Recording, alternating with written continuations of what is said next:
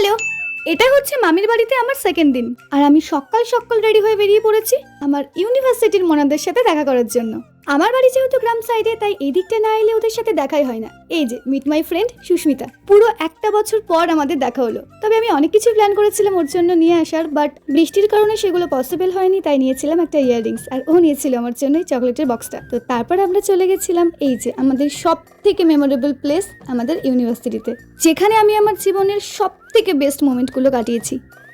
এই হচ্ছে আমাদের আরেক মনা, বর্ণালী। তো যাই হোক, কাজ সেরে অ্যাডামস থেকে বেরিয়ে তো দেখি বাইরে প্রচন্ড বৃষ্টি পড়ছে। তারপর আমরা সামনে থেকে একটা টোটো ধরে চললাম কল্যাণী আইটিআই মোড়ের দিকে। আর এই হচ্ছে এখানকার এবছরের পুজো প্যান্ডেলের প্রোগ্রেস। আচ্ছা, পুজো আর কতদিন বাকি কমেন্ট করে জানিও তো। তো যাই হোক, তারপর আমরা চলে গেছিলাম লেট সিটে লাঞ্চ করতে। তো ফার্স্টে এখানে ছিল ক্রিসপি চিলি বেবিকর্ন, আর দেন নিয়েছিলাম পিস পোলাও, আর তার সাথে ছিল কড়াই পনির। এদিকে এই মহিলার কাণ্ড দেখো, ও তো বাড়ি থেকে খাবার নিয়ে এসে ওখানে বসেই খাচ্ছিল। তো যাই হোক, খাবারগুলো কিন্তু ভীষণ টেস্টি ছিল।